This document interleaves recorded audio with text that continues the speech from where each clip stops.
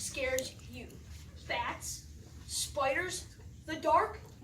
In our selection, Mystery of the Sounds in the Night by Joan Lowry Nixon, Mike and his friend Paul go camping in the woods with his uncle.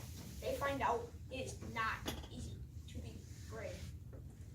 I will be playing the part of Mike, going on his first camping trip. I will be playing the part of Paul, Mike's friend going along on the camping trip. And I will be playing the part of Uncle Pete, Mike's uncle, and making sure the boys have a fun time.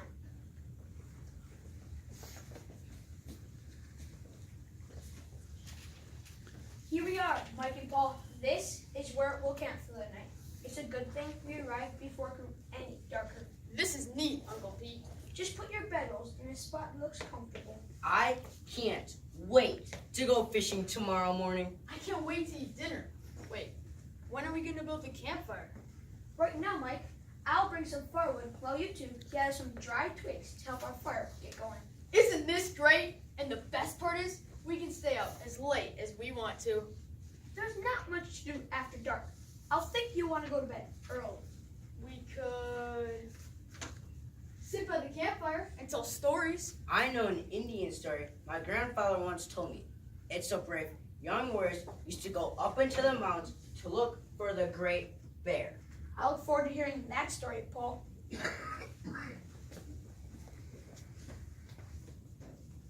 Paul, this great barrier story, just how big is he? He's supposed to be higher than a man, higher than the trees.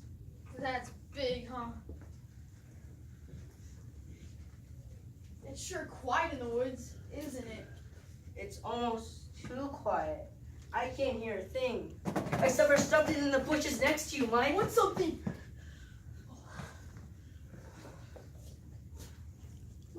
Where are the twigs, boys?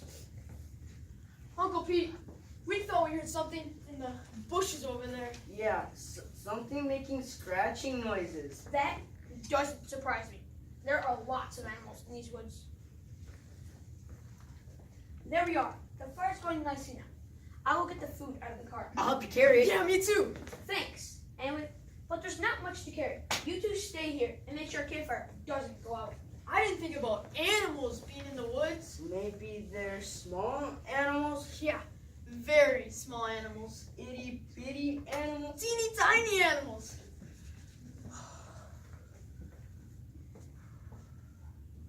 Paul, you stir these beans. And Mike, you find some plates and forks in the box. The beans are beginning to bubble already. Then, let's eat.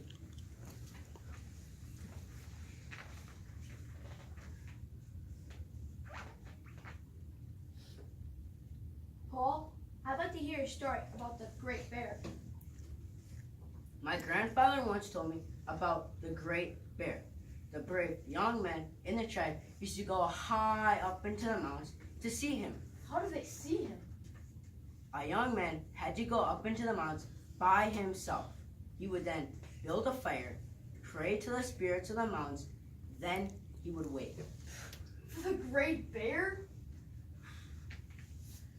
Yes, if he would have been a brave young man, he would have seen the great bear.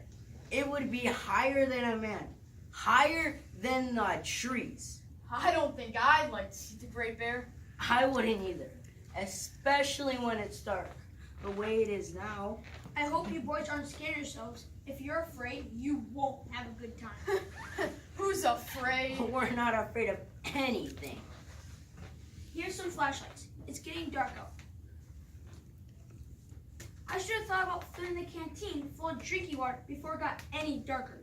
I'll go down to the river now and fill that canteen full of drinking water. You two stay here and make sure our campfire doesn't go out. I guess Uncle Pete is right. If we're scared, we won't have a fun time. I'm not scared. I'm not even thinking about the great bear. Exactly. I'm not even scared either.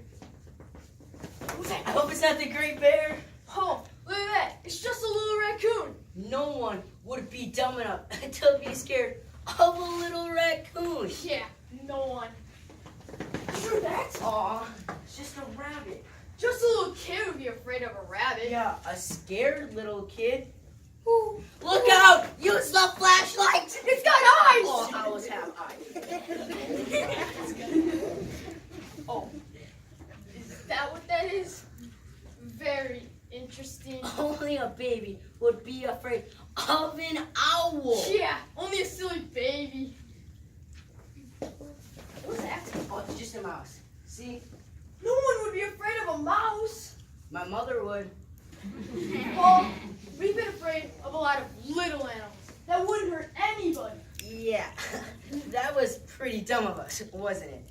I think it's because we keep expecting the great bear to show up. I don't think the great bear would make a little noise.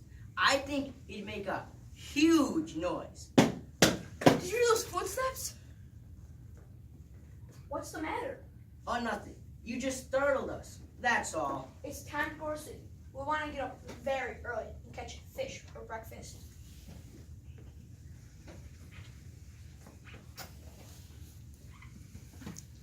It's really dark out here, isn't it, Uncle Pete? Except for the stars. Look at all the stars, Mike. It's the great bear! Where is it? Help! Murder! Everyone, run! Hey, calm down. Look at the stars. The very bright groups of stars are called constellations. Every constellation has its own name, and the one above us is called the Big Dipper. Its Latin name is Ursa Major, which means Great Bear. Many people, including some Indian tribes, call it the Great Bear. Paul, do you think that is the great bear in your grandfather's story? Higher than a man, higher than the trees? Maybe it is. And we were afraid of that. Who was afraid? I wasn't. Go to sleep. What was that? I know what that sound is. That's Uncle Pete. That's the way he snores. Imagine being scared of snoring. We're not really brave, are we? I mean, we must be brave. We saw the great bear just like the warriors did in your grandfather's story. Yeah, you're right. We are pretty brave after all. Good night, big warrior. Good night, brave chief.